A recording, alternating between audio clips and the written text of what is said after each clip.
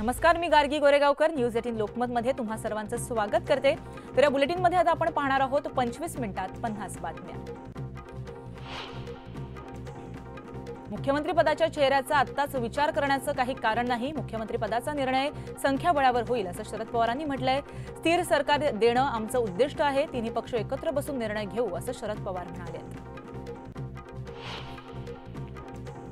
राष्ट्रपती द्रौपदी मुर्मू आज उदगीर दौऱ्यावर येत आहेत। राष्ट्रपती द्रौपदी मुर्मू यांच्या हस्ते बौद्ध विहार आणि विविध विकास कामांचं लोकार्पण सोहळा पार पडणार आहे। राष्ट्रपतींच्या स्वागतासाठी उदगीर नगरी सजली आहे। आगामी विधानसभा निवडणूक लढवणार नसल्याची भूमिका सांगलीचे भाजप आमदार सुधीर गाडगीळ यांनी जाहीर केले। राजकारणात कधीतरी थांबलं पाहिजे असं मत स्पष्ट करत विधानसभेच्या राजकारणातून थांबलेलो आहे, पण तरी पक्षाच्या संघटनात्मक बांधणीसाठी काम करत राहणार असं गाडगीळ म्हणाले। एसटी कर्मचाऱ्यांच्या आंदोलनाचा आज दुसरा दिवस आहे। कर्मचारी कृती समितीची आज मुख्यमंत्र्यांसोबत बैठक होणार आहे। या बैठकीत संपावर तोडगा निघेल का याकडे संपूर्ण राज्यातील जनतेचं लक्ष लागलंय। राज्य परिवहन महामंडळातील कर्मचाऱ्यांच्या प्रलंबित मागण्या मान्य न झाल्यानं एसटी कामगार संयुक्त कृती समितीनं बेमुदत धरणे आंदोलन सुरू केलं। याचा थेट फटका राज्यभरातील एसटी प्रवाशांना बसलाय।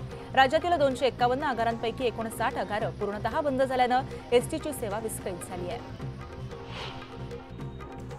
एसटी कर्मचाऱ्यांनी सुरू केलेल्या संपाचा परिणाम छत्रपती संभाजीनगरमध्ये दिसून आलाय।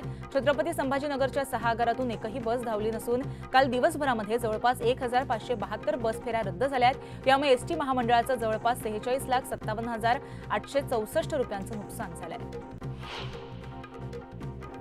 एसटी कर्मचाऱ्यांच्या संपात गोंदिया आगारातील कर्मचारी सहभागी झाले नाहीयेत, त्यामुळे एसटी सेवा सुरळीत सुरू आहे। मात्र मागण्या मान्य न झाल्यास आज दुपारपर्यंत गोंदिया जिल्ह्यातील एसटी सेवा देखील बंद करण्याचा इशारा कर्मचाऱ्यांनी घेतलाय। राज्य शासनाच्या कर्मचाऱ्यांप्रमाणे एसटी महामंडळातील कर्मचाऱ्यांना वेतन देण्याच्या मागणीसाठी एसटी कर्मचाऱ्यांनी बेमुदत संपाचं हत्यार उपसलं। धाराशिव जिल्ह्यामध्ये दुसऱ्या दिवशीही कर्मचाऱ्यांचं आंदोलन सुरू असल्यानं बस स्थानकावर शुकशुकाट पाहायला मिळतोय। एसटी कर्मचाऱ्यांच्या आंदोलनाला बुलढाणा जिल्ह्यामध्ये मोठा प्रतिसाद मिळतोय। जिल्ह्यातून अनेक बसेस नियोजित स्थळी जाण्यासाठी सुटल्याच नसल्यामुळे अनेक प्रवासी बस स्थानकावर अडकून पडले आहेत। जळगाव जिल्ह्यातील चोपडा आगारातील एसटी कर्मचारी संपावर गेले, त्यामुळे चोपडा बस स्थानकातील सर्व एसटी बसेस बंद होत्या। त्याचा मोठा फटका हा प्रवाशांना बसलाय। मुंबई महानगर प्रदेश 2030 पर्यंत झोपडपट्टी मुक्त करण्यासाठी एमएमआर क्षेत्रातील सर्व शासकीय जागेवर झोपडपट्टी क्षेत्राचं एकाच वेळेस पुनर्वसन करण्याचा प्रस्ताव आहे। त्यासाठी पनवेलचा टीडीआर ठाण्यात तर कल्याणचा मुंबईत वापरण्यास मुभा असणार आहे। म्हाडाच्या मुंबई मंडळाच्या 2030 घरांपैकी बिल्डरकडून मिळालेल्या घरांच्या किमती कमी करण्याची घोषणा गृहनिर्माण मंत्री अतुल सावे यांनी केली आहे। त्यानुसार म्हाडानं या घरांच्या किमती 10 ते 25% कमी केल्या असून त्यांची नवी यादी वेबसाईटवरती टाकली आहे। केंद्र शासनानं सेवानिवृत्त आणि ज्येष्ठ नागरिकांसाठी गृहनिर्माण धोरण जाहीर केल्यानंतर महाराष्ट्र गृहनिर्माण स्थावर संपदा प्राधिकरणानं आदर्श मार्गदर्शक सूचना जारी केल्या आहेत। आता राज्य शासनानं याबाबत पुढाकार घेत ज्येष्ठ नागरिकांसाठी धोरणाचा मसुदा जारी केला आहे। मुलांना योग्य अयोग्य काय हे शिकवण्याबरोबरच महिला आणि मुलींचा आदर करण्याचं देखील शिकवणं गरजेचं आहे असं म्हणत मुंबई उच्च न्यायालयानं बेटा पढाव बेटी बचाव याचा पुनरुच्चार केलाय।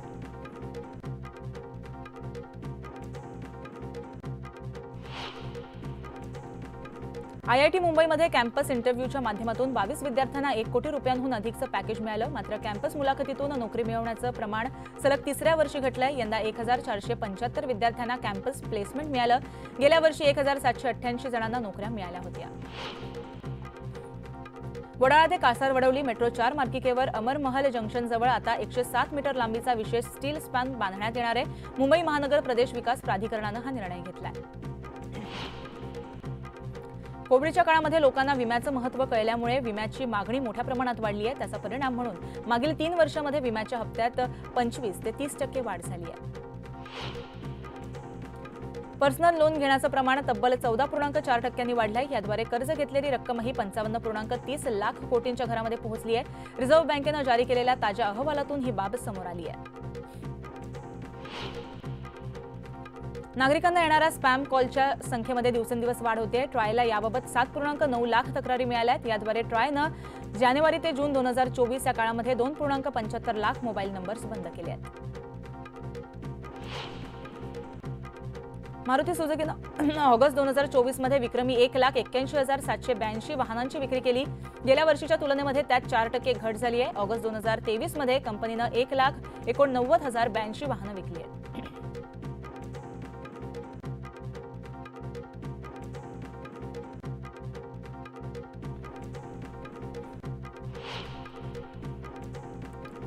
सर्वांचं लक्ष वेधून घेईल असा नंबर आपल्या वाहनाला मिळावा यासाठी अनेक जण प्रयत्नशील असतात। त्यासाठी प्रादेशिक परिवहन कार्यालयाकडे जादा पैसे मोजण्याचीही अनेकांची तयारी असते।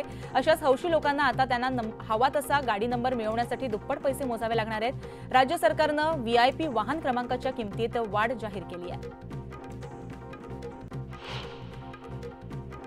आदित्य ठाकरे आज मराठवाडा दौऱ्यावर आहेत। मागील 2 दिवसापासून झालेल्या मुसळधार पावसामुळे मराठवाड्यात पूरपरिस्थिती निर्माण झाली आहे। यावेळेस आदित्य ठाकरेंसह अंबादास दानवे पूरपरिस्थितीची पाहणी करणार आहेत। जळगावच्या भुसावळ तालुक्यामध्ये वाघूर धरणाचे 10 दरवाजे अर्धा मीटरनं उघडण्यात आले आहेत। धरणातून 16,393 क्युसेक्स पाण्याचा विसर्ग करण्यात येतोय। सद्यस्थितीत वाघूर धरण 97% भरले आहे। वाशिम जिल्ह्यातील पैनगंगा नदीवरील पेन टाकळी धरण हे 82%हून अधिक भरले आहे। त्यामुळे नदीला पूर येण्याची शक्यता आहे। तर नदीकाठच्या गावांना सतर्कतेचा इशारा दिला आहे। सोलापुरातील सीना नदीनं धोक्याची पातळी ओलांडली आहे। नदीचं पाणी पात्राबाहेर पडलंय। उन्हाळ्यामध्ये कोरडी ढाक पडलेली सीना नदी दुथडी भरून वाहतीये। त्यामुळे नदीकाठच्या पिकांना मोठा फटका बसलाय। अमरावती जिल्ह्यातील मुसळधार पावसामुळे शेतीचं मोठं नुकसान झालंय। दुसरीकडे खराब रस्त्यामुळे शेतकऱ्यांना मोठ्या त्रासाला सामोरं जावं लागतंय। शेती मशागतीकरिता बैलबंडी पायदळ चालवणं सुद्धा कठीण झालंय। वाशिम जिल्ह्यामध्ये गेल्या 3 दिवसापासून पडत असलेल्या मुसळधार पावसामुळे मंगरुळपीर तालुक्यातील अडाण नदीला मोठा पूर आलाय। अडाण नदीला आलेल्या पुरामुळे गणेशपूर धोत्रा मंगरुळपीर करंजा हा मार्ग बंद झालाय। जालना जिल्ह्यामध्ये अतिवृष्टीमुळे 2.25 लाख हेक्टरवरील पिकाचं नुकसान झालंय। या जिल्ह्यातील 1,54,087 शेतकरी अतिवृष्टीनं बाधित झालेत। लवकरच पंचनामे करून नुकसान भरपाई वेळेत देण्याची मागणी शेतकऱ्यांकडून जोर धरतीये। अमरावती जिल्ह्यातील चांदूर रेल्वे शहरातील डांगरीपुरा परिसरामध्ये पावसामुळे मातीचं घर कोसळलं। या घटनेमध्ये 1 जण जखमी झालाय। वाशिममधील एपीएमसी बाजारामध्ये कोथिंबीरीनं 100 ओलांडली आहे। एपीएमसी मार्केटमध्ये कोथिंबीरीचे दर 50 रुपयांपासून 200 रुपयांपर्यंत आहेत। आवक कमी आणि मागणी जास्त असल्यामुळे कोथिंबीरीचे दर वधारले आहेत। राज्यात सर्वत्र कोथिंबीरीचे भाव हे गगनाला भिडले आहेत। काही ठिकाणी 200 तर काही ठिकाणी 450 रुपये एका जुडीला इतका भाव कोथिंबीरीला मिळतोय। मावळ तालुक्यामध्ये कोथिंबीरीचा भाव तुलनेनं कमी असल्याचं पाहायला मिळतं। मावळमध्ये कोथिंबीरीच्या जुडीला 100 रुपये भाव मिळतोय। कोसळणाऱ्या पावसामुळे भाज्यांच्या किमतीवरती परिणाम झाल्याचे चित्र नवी मुंबईतील एपीएमसी बाजारामध्ये पाहायला मिळालं। श्रावण संपला तरीही भाज्यांचे दर हे चढेच आहेत। मेथीसह इतर पालेभाज्यांच्या दरामध्ये मोठ्या प्रमाणात वाढ झाली आहे। लासलगाव बाजार समितीमध्ये गेल्या आठवड्याच्या तुलनेमध्ये कांद्याच्या भावामध्ये क्विंटल मागे 849 रुपये वाढ झाली आहे। तर कमीत कमी भावामध्ये 600 रुपये तर सरासरी भावामध्ये 400 रुपयांची सुधारणा झाली आहे। देशांतर्गत मागणी वाढल्यामुळे भावामध्ये सुधारणा झाली आहे। भारतीय नेमबाज स्वप्नील कुसाळनं पंढरपूरमध्ये जात विठ्ठल रुक्मिणी मातेचं दर्शन घेतलं। यावेळी स्वप्नीलनं कांस्य पदक विठ्ठलाच्या चरणावर अर्पण केलं। स्वप्नील कुसाळेनं ऑलिम्पिक स्पर्धेमध्ये कांस्य पदक जिंकलंय। अहमदनगरमध्ये गेल्या 9 दिवसांपासून 7वा वेतन आयोगाच्या प्रमुख मागणीसाठी महापालिका कर्मचाऱ्यांनी उपोषण केलं होतं। आमदार संग्राम जगताप यांनी गांभीर्यानं दखल घेत कर्मचाऱ्यांचा प्रश्न मार्गी लावला। प्रस्तावावर मुख्यमंत्री शिंदेंनी स्वाक्षरी केल्याचं जगतापांनी सांगितलंय। वेलमाशाच्या उलटीच्या तस्करी प्रकरणी 5व्या आरोपीला हरणी येथून पकडण्यात वनविभागाला यश आलंय। यावेळेस 25 कोटी रुपयांचा 25 किलोचा मुद्देमाल जप्त करण्यात आलाय। नालासोपारा पूर्वेच्या प्रगतीनगर परिसरामध्ये एका भरधाव टँकरच्या धडकेमध्ये 23 वर्षीय तरुणाचा मृत्यू झालाय। अपघातानंतर टँकर चालकानं घटनास्थळावरून पळ काढला। पोलिसांकडून फरार चालकाचा शोध सुरू आहे। बीडच्या गेवराई तालुक्यातील पांढरवाडीमध्ये बालाजी घरबुडे या युवकाचा चाकूचा वार करून खून करण्यात आला। आधी आरोपीला अटक करा मगच शवविच्छेदन करू असा पवित्रा नातेवाईकांनी घेतला होता। यानंतर पोलीस अधिकाऱ्यांनी आरोपींना तात्काळ अटक करण्याचं आश्वासन दिल्यानंतर शवविच्छेदन करण्यात आलं। पंतप्रधान मोदी आज सिंगापूर दौऱ्यावर आहेत। यावेळेस ते भौगोलिकदृष्ट्या लहान असलेल्या ब्रुनेईला भेट देणार आहेत। यावेळेस देशाचं संरक्षण अधिक मजबूत करण्यावरती भर दिला जाणार आहे।